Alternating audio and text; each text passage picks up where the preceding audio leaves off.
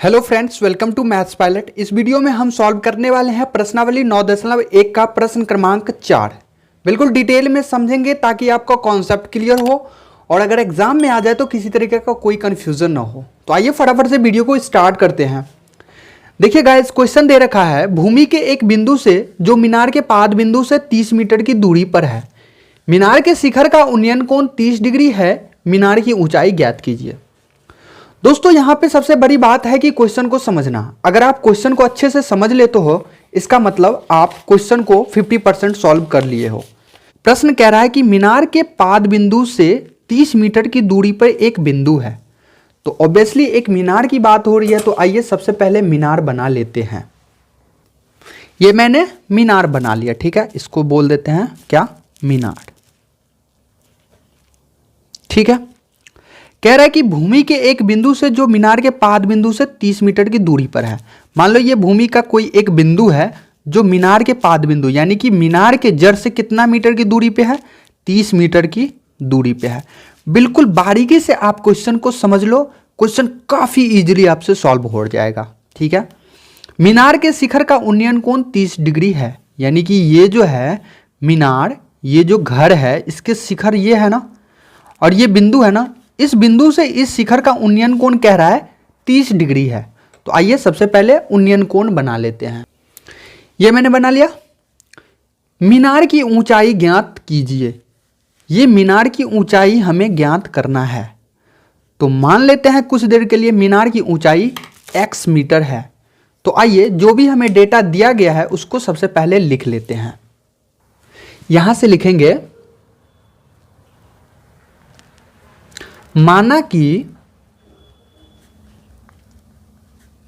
मीनार की ऊंचाई बराबर क्या है, x मीटर है, ठीक है। इस समकोण त्रिभुज का नाम कुछ रख लेते हैं। मान लो ये A है, ये B है, ये C है। हमें मेनली AB निकालना है, ठीक है।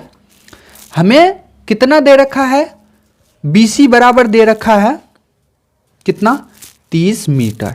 तो BC बराबर 30 मीटर रख लिया, ठीक है। कोण C जो है, यहां से लिखेंगे त्रिभुज ABC में, त्रिभुज ABC में आप क्या देख रहे हो, कोण B जो है वो 90 डिग्री है और कोण C जो है वो कितना है, 30 डिग्री है। हमें एक्चुअल में निकालना क्या है, AB का मान, ठीक है।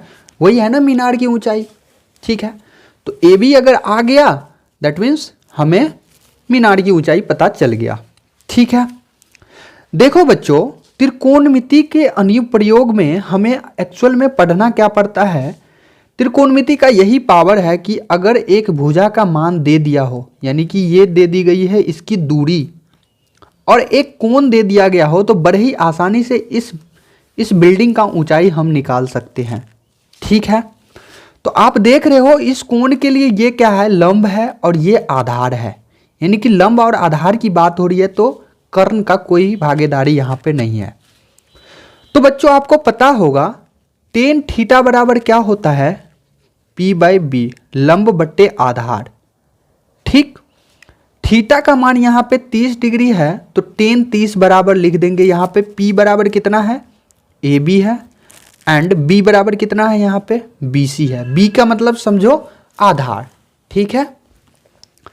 आपको पता होगा tan 30 का मान होता है 1/√3, ठीक है।